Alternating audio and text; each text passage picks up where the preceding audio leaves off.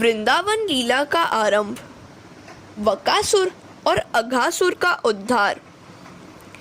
अब वृंदावन लीला का आरंभ हो रहा है। भारत भूमि कर्म भूमि है, अन्य देश भोग भूमि है। हमारे यहाँ कर्मानुसार फल मिलते हैं। प्रत्येक कर्म को परमात्मा की आज्ञा मानकर पूर्ण करो। भक्ति और कर्म में वैसे कोई अंतर नहीं है। प्रभु को प्रसन्न करने के लिए किया गया कर्म ही भक्ति है। कर्म में फलेच्छा कपट है। फल इच्छा किए बिना किया गया कर्म ही भक्ति है। जो कोई प्रत्येक कर्म ईश्वर के हेतु करता है, उसके वे सारे कर्म भगवान की भक्ति बन जाते हैं। कर्म करते समय भगवान के लिए ही करने की निष्ठा रखनी चाहिए। कर्म करते समय मन ईश्वर से संलग्न रहे तो प्रत्येक क्रिया भक्ति बन जाएगी। व्यवहारों को अतिशय शुद्ध रखोगे तो वे सब भक्ति बन जाएंगे। पाप करते समय मनुष्य ईश्वर को भूल जाता है। ईश्वर सर्वव्यापी और सर्वत्र है, ऐसा मानोगे तो पाप नहीं कर पाओगे। व्यवहार और भक्ति में अधिक अंतर नहीं है। ईश्वर की भावना रखकर किया गया व्यवहार भक्ति है।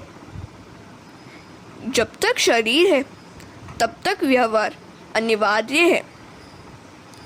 प्रत्येक कर्म को भक्तिमय बना दो। भोजन करते समय भी मान लो कि नारायण ही आहार कर रहे हैं। ऐसा संधान होने पर भोजन भी भक्ति ही है। व्यवहार को भक्ति और ज्ञानमय बनाओ। ईश्वर से कभी दूर मत रहना, कभी निठल्ले मत रहना। निठल्ला हाथ पाप कर बैठता है। कामकाज करने की आदत का एकाएक त्याग कर दोगे तो शरीर पापाचार करने लगेगा। सो प्रवृत्ति रत रहो और सभी प्रवृत्तियों को ईश्वरमय बना दो।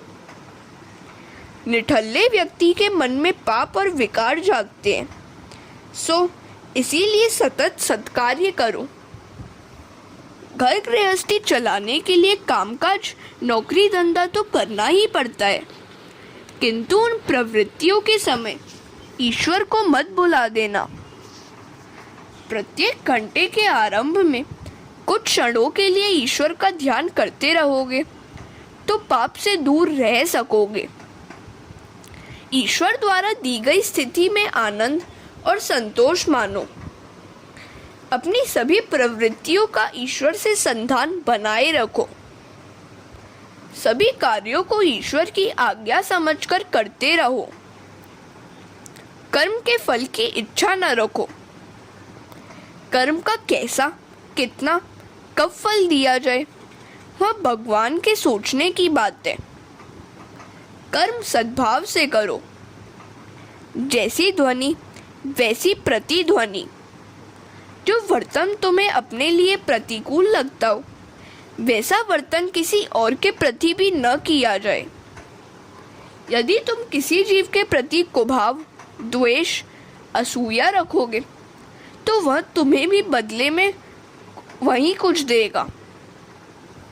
शरीर तक का चूर चूर न हो जाए तब तक काम में लगे रहो।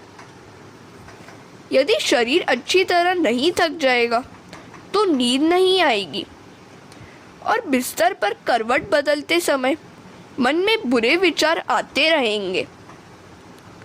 सत्कर्म करते हुए थक जाने से निद्रा भी बड़ी अच्छी आएगी और ऐसी नींद भी भक्ति बन जाएगी। हरे कृष्णा। यदि कर्मफल ईश्वर को देते रहोगे तो ईश्वर उसे अनंत गुना बनाकर वापस देंगे। इस बात का अनुभव न हो पाए तो मान लेना कि तुम्हारे ही कर्म में कुछ कमी है। पूर्व जन्म के संस्कार और वासना जल जाने पर कर्म में से आनंद की प्राप्ति होगी। कर्म का फल कब मिलेगा यह कहा नहीं जाता, उस सुखिया मालिन की तरह अपने सभी कर्म ईश्वर को अर्पण करते रहो। वे तुम्हारी टोकरी बुद्धि में सद्भाव और ज्ञान के रत्न भर देंगे। ठाकुर जी मंदिर में नहीं, अपने हृदय में विराजमान करने चाहिए। उनको मंदिर में स्थापित किए जाने से हमारा मन शांत नहीं हो पाएगा।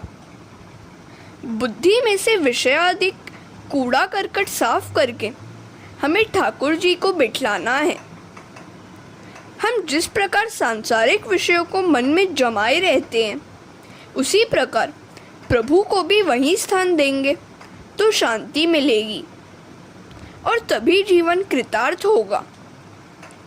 बाल कृष्ण 5 बरस के हुए और उन्हें वृंदावन जाने की इच्छा हुई।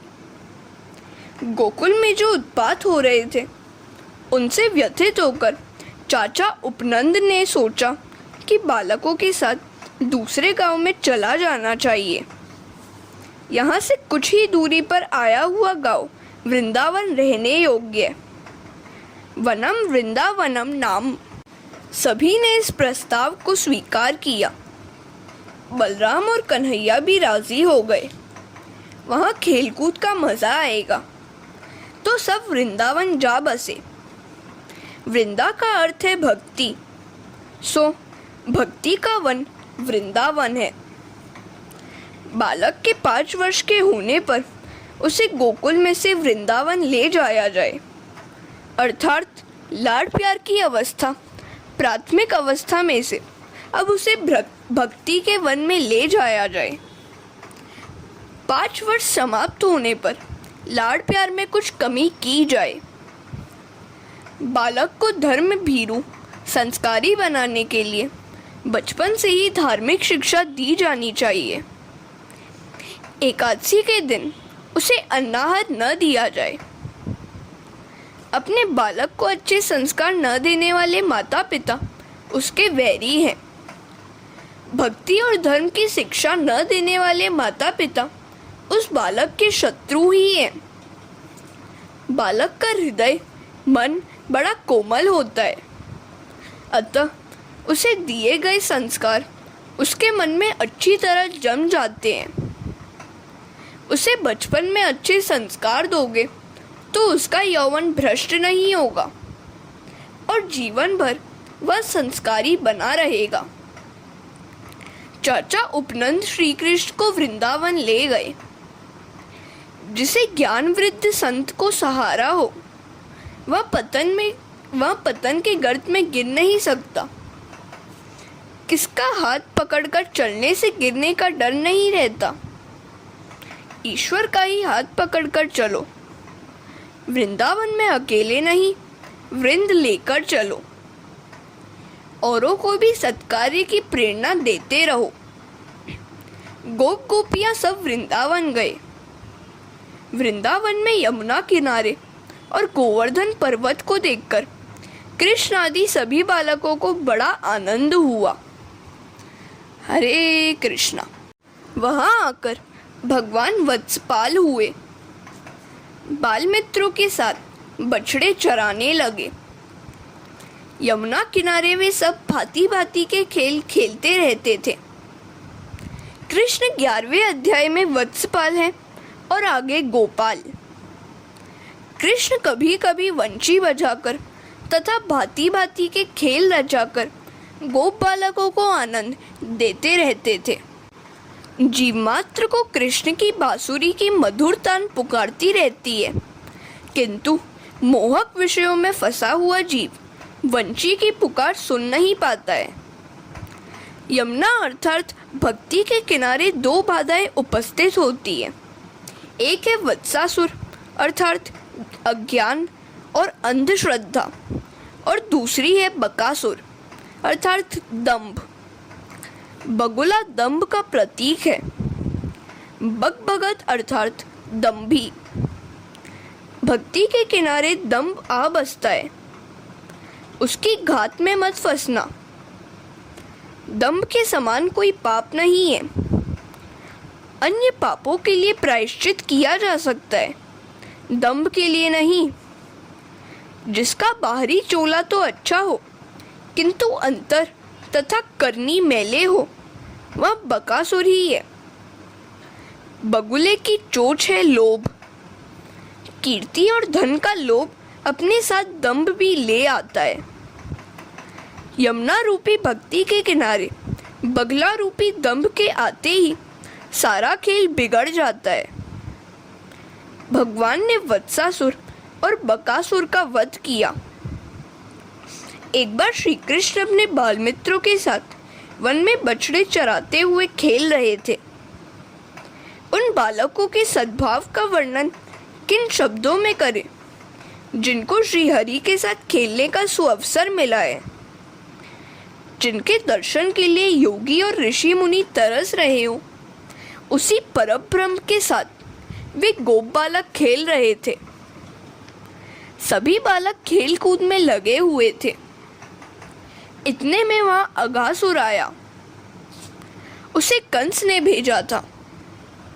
वह बकासुर और पूतना का छोटा भाई था। जहां अज्ञान और दंभ हो वहां पाप आ धमकता है।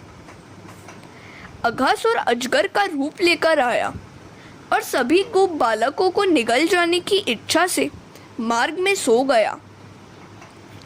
उसके खुले हुए विशाल मुख को उन बच्चों ने पर्वत की गुफा मान लिया और उसमें प्रवेश करने की सोची। उन्होंने कन्हैया से कहा, यदि तू भी हमारे साथ आए तो हमें डर नहीं लगेगा। अजगर के मुंह में घुसे हुए गोप बालक अपने आप बाहर नहीं निकल पाते। श्री कृष्ण ही उनको बाहर निकाल पाते हैं। पाप के अघासुर के उदर में पहुंचा हुआ व्यक्ति अपने आप बाहर नहीं आ सकता। कोई बाहर के पुण्यशाली संत या प्रभु ही उसे बाहर खींच सकते हैं। पाप और सांप एक समान है। सांप द्वारा काटे जाने पर यदि उस अंग को हम शीघ्र ही काट दें तो उसका विष सारे शरीर में फैल नहीं पाएगा।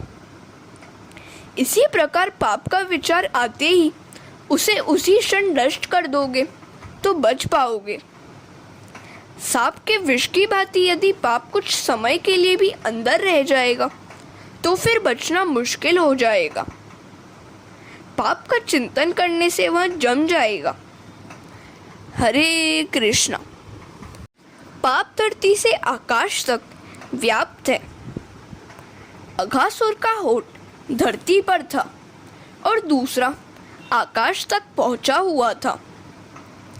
मन संग संग चलता है, अतः पाप तो तुम्हारे साथ वन पर्वत या जहां भी जाओगे वहां साथ ही आएगा। वासना के प्रभाव में बहा जा रहा जीव अंतरात्मा के मना करने पर भी पाप करता रहता है।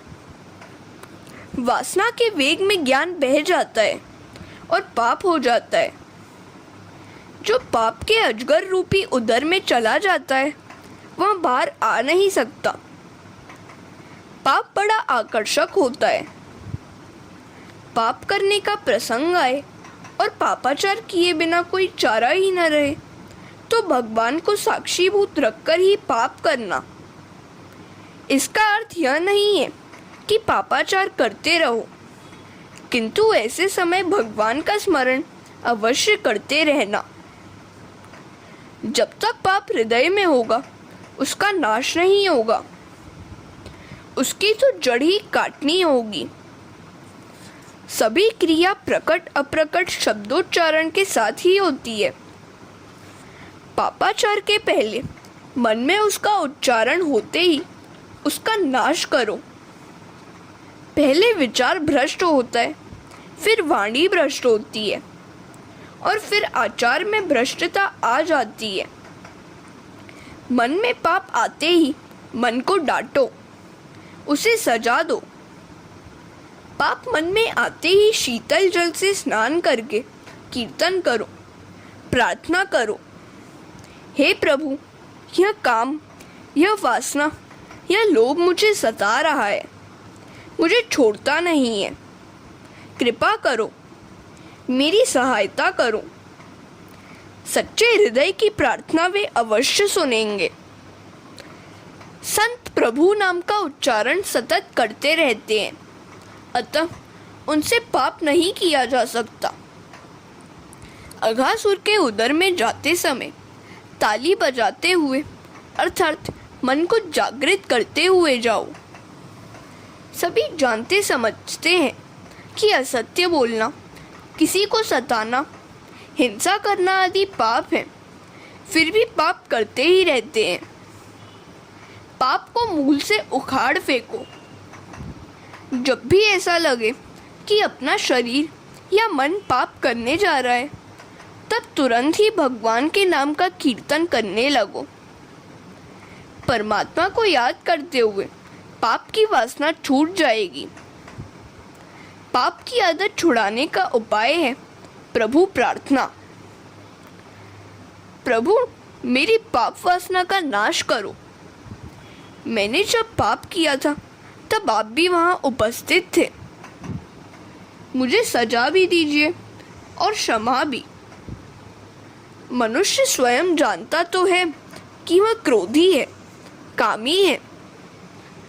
आजकल के लोग धन को तो अपने सीने से चिपकाए रहते हैं, किंतु प्रभु को दूर ही रखते हैं। अकेले कहीं भी न जाओ। ठाकुर जी को हमेशा अपने साथ ही रखो। ठाकुर जी को अपने साथ रखने का यह अर्थ नहीं है कि उनकी मूर्ति या छवि को जेब में रख लिया जाए, किंतु अपने हृदय में बसाए रहो। उनका स्मरण करो, उनके ही सानिध्य का अनुभव करते रहो। हरे कृष्णा। बालक जानते हैं कि कन्हैया उनके साथ होगा, तो कोई डरने की बात नहीं है। कृष्ण को साथ लेकर वे सभी गोप बालक नाचते कूदते अंदर चले गए। उनकी रक्षा के हेतु कृष्ण भी अघासुर के मुंह में, उदर में गए। भागवत में समाधि भाषा का प्रयोग भी बहुत किया गया है। लौकिक और परमत भाषा गौण है। समाधि भाषा का अभ्यासी भागवत का अर्थ समझ पाएगा। विलासी के लिए भागवत समझना बड़ा कठिन है। जब नाद ब्रह्म और नाम ब्रह्म एक होता है, तब परब्रह्म का प्राकट्य होता है।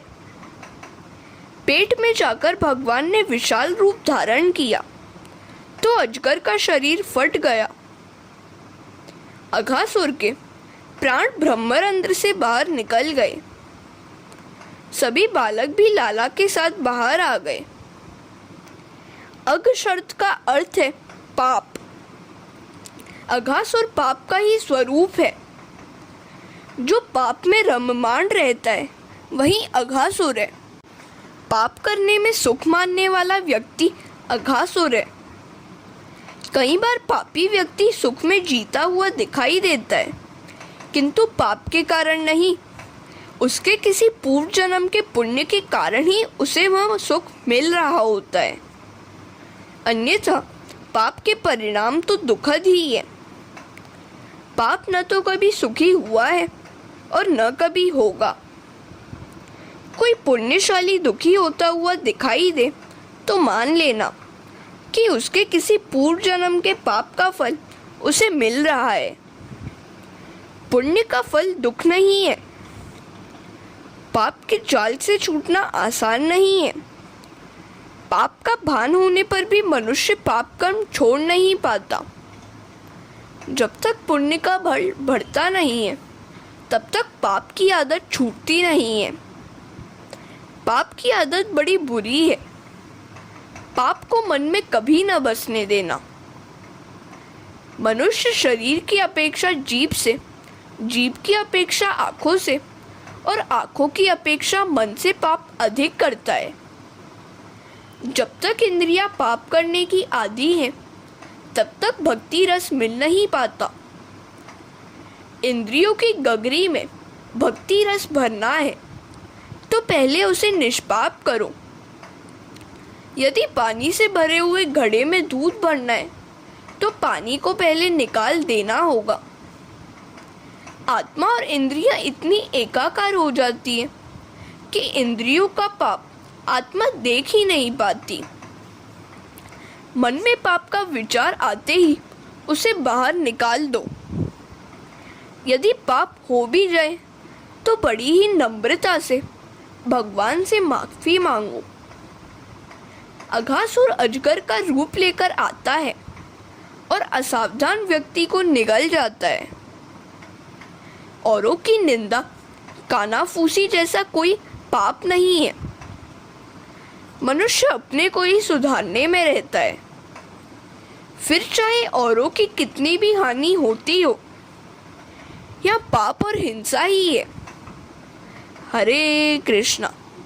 यदि पाप तुम्हारे शरीर और मन में एक बार घुस गया तो तुम्हें छोड़ेगा ही नहीं। जिसके घर में मन में पाप आ बसता है उसके घर में मन में परमात्मा कभी नहीं आते। जानबूझकर पाप करने वाला, पाप में सुख मानने वाला, पाप ही में रममाण रहने वाला अघासुर ही है। पाप किए बिना रहा ही न जाए तो भगवान को साक्षी में रखना, वे तुम्हें बचाएंगे। यद्यपि यह नियम कनिष्ठ है।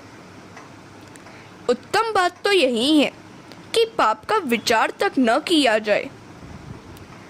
बिना भोगे हुए जिसका नाश नहीं हो सकता है वह पाप है। पुण्य तो बिना भोगे भी नष्ट हो सकता है। पुण्य भोगने के लिए तो जन्म लेना पड़ता है। साधु संतों को भी पुण्य तो अंत में कृष्णार्पण ही करना पड़ता है। पुण्य कृष्णार्पण किया जा सकता है, पाप नहीं। पाप का दंड तो स्वयं ही भुगतना पड़ता है। प्रारब्ध कर्मणाम भोगा देवशय। किसी महापुरुष, सुपात्र साधु संत की कृपा होने पर ही पाप की वासना नष्ट हो सकती है। कई बार तो अंतरात्मा की अनिच्छा होने पर भी पाप हो जाता है। गीता में अर्जुन ने भगवान श्री कृष्ण से एक सनातन प्रश्न पूछा है। अथ केन प्रयुक्तोयम पापम चरति पुरुष अनिच्छन्नपि वार्ष्णेय वलादेव नियोजित। अनिच्छा होते हुए भी जीव पाप में क्यों प्रवृत्त होता है? वह पाप क्यों करता है? इच्छा न होने पर भी उसे पाप क्यों करने पड़ते हैं? इस पर भगवान कहते हैं, काम एष क्रोध एष रजोगुण समुद्भव। रजोगुण में से उत्पन्न हुए काम और क्रोध मनुष्य के प्रमुख शत्रु हैं। वे ही उसे पाप की ओर घसीटते रहते हैं। ताली बजाते हुए बालक पहले नाद ब्रह्म में लीन हुए और बाद में उनका मन परब्रह्म से जा मिला। वैसे तो सभी बालक सारे दिन की लीला अपनी माताओं को उसी दिन सुनाते रहते थे, किंतु इस अघासुर वध का प्रसंग 1 वर्ष के बाद सुनाया।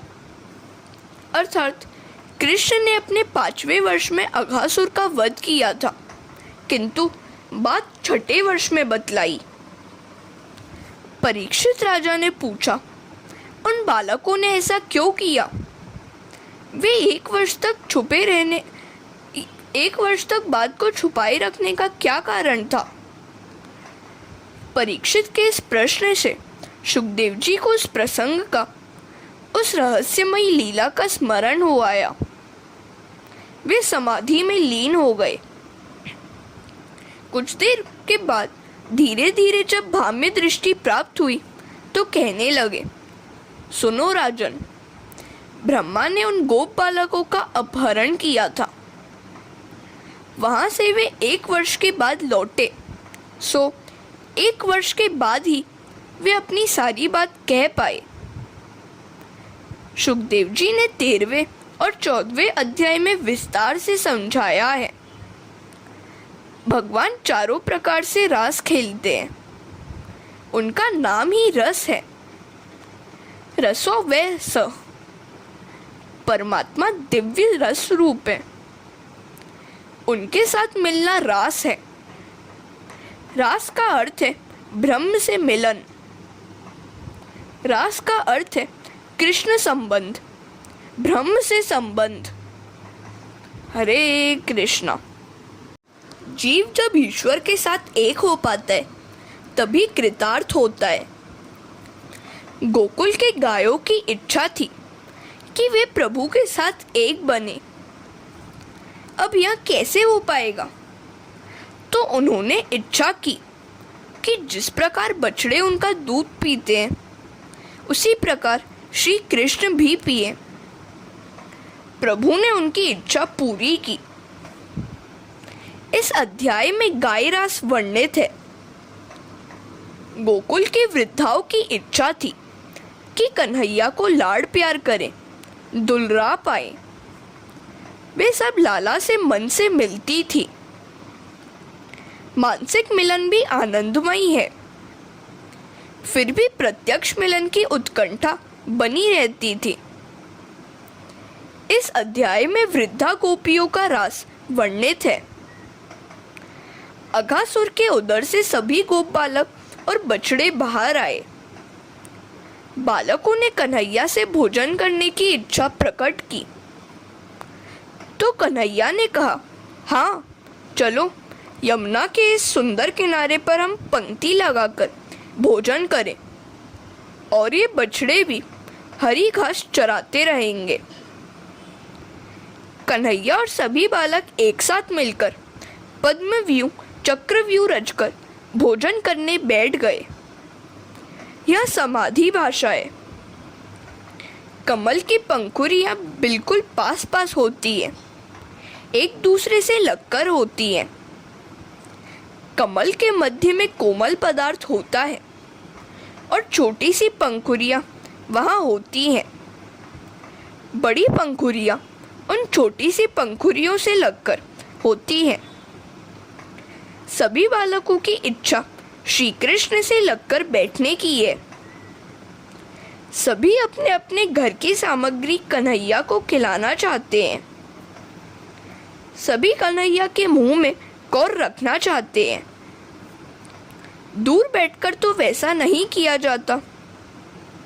श्री कृष्ण ने बीचों बीच बैठकर सभी बालकों के मन की इच्छा पूरी की। रासलीला में भी प्रत्येक गोपी को वैसा अनुभव कराया गया कि वे उन्हीं के साथ हैं। प्रत्येक गोप बालक और गोपी को कृष्ण ने सानिध्य और स्पर्श का अनुभव कराया। ईश्वर के सामीप्य के बिना चैन नहीं आता। ब्रह्म स्पर्श के बिना आनंद नहीं मिल पाता। प्रेम इतना शक्तिशाली है कि निरंकार को भी साकारता दे सकता है। निष्काम ईश्वर भी प्रेम के कारण सकाम बन जाते हैं। कन्हैया अपने मित्रों को समझाता है, कभी अकेले न खाना, अकेले खाने वाला बिल्ली बनता है। चोरी छिपे अकेले में खाना पशु धर्म है।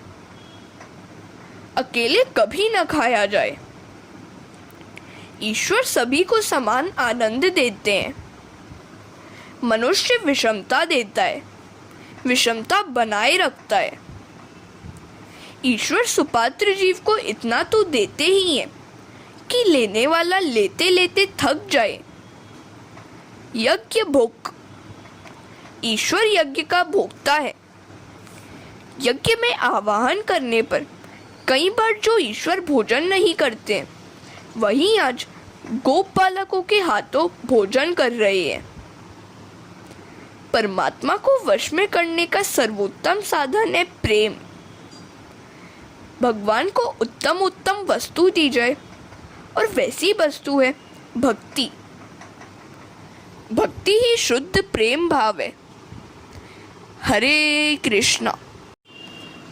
कोई बालक जलेबी लाया था तो कोई बर्फी लाया तो कोई दही बड़ा। सभी बालक मिलकर खा रहे हैं। भोजन के समय विनोद करना चाहिए, आनंद करना चाहिए। कन्हैया कहता है, अजी इसकी माँ दही बड़े सी गोल मटोल है और बाप दुबला पतला। सभी हंस पड़े। इस प्रकार कन्हैया और सभी बालक आनंद प्रमोद करते हुए खाने और खिलाने लगे। जीव जब अपनापन, जीवत्व, अभिमान छोड़कर परमात्मा से प्रेम करने लगता है, तब ईश्वर भी अपना ईश्वरत्व छोड़कर जीव के साथ खेलने चले आते हैं। अभिमानी जीव अपने को शास्त्री, पंडित, ज्ञानी मानता है। वह भगवान को भी ललकारने लगता है। भगवान कहते हैं, यदि इस जीव को मुझसे कुछ लेना देना ही नहीं है तो मैं भी क्यों उसका ध्यान रखूं? यदि परमात्मा को प्रसन्न करना है तो बालक बनकर उनके पास जाओ। गोप बालकों के साथ भोजन करते हुए भगवान की शोभा तो देखिए। विभ्रद वेणुम जठर पट्यो श्रृंग वेत्रे च कक्षे वामे पाणो मसृण कवलम तत्फलान्यंगुलीषु तिष्ठन् मध्ये स्वपारे सुहृद्रो हास्ययन् नर्मभि स्वे स्वर्गे लोके मिशति बुभुजे यज्ञ भूक बालकेली। उस समय श्री कृष्ण की छटा सबसे निराली थी। उनकी कमर में बांसुरी बंधी हुई थी, बगल में सींग और लकड़ी थी, बाएं हाथ में घी युक्त दही मिले हुए चावल का ग्रास था, अंगुलियों में फलों का अचार था। चारों ओर गोप बालक बैठे हुए थे। वे सभी के मध्य में बैठकर सभी बालकों के साथ विनोद करते हुए भोजन कर रहे थे। स्वर्ग के देवता भी इस अद्भुत लीला को आश्चर्य से देख रहे थे। इस लीला को मन में देखकर आनंद करो। वृंदावन, यमुना का किनारा, फलों से झुके हुए वृक्षों की घटा, नीचे बैठे हुए श्री कृष्ण और गोप बालक आदि की मन में कल्पना करोगे तो आनंद मिलेगा। सच्चा वैष्णव मन से तो हमेशा वृंदावन में ही रहता है। तन चाहे जहां हो, मन तो वृंदावन में ही होना चाहिए। भावना भक्ति को सफल करती है। खाना कोई पाप नहीं है। खाने के लिए ही तो भगवान ने ये सारे खाद्य पदार्थ उत्पन्न किए हैं। किंतु भगवान को भुलाकर भगवान को अर्पण किए बिना खाना पाप है। कई लोग कहते हैं कि आज तो उनको एकादशी का उपवास रखना है, किंतु अकेले में ढेर सारा खा लेते हैं। खाना नहीं, किसी से छुपाकर चोरी छिपे खाना पाप है। अघासुर को जब कन्हैया ने मोक्ष दिया तब ब्रह्मा को आश्चर्य हुआ। वे इधर देखने के लिए आए कि यह कन्हैया कौन है। यहाँ आकर देखा तो कन्हैया को गोप बालकों के साथ भोजन करते हुए पाया। हरे कृष्णा।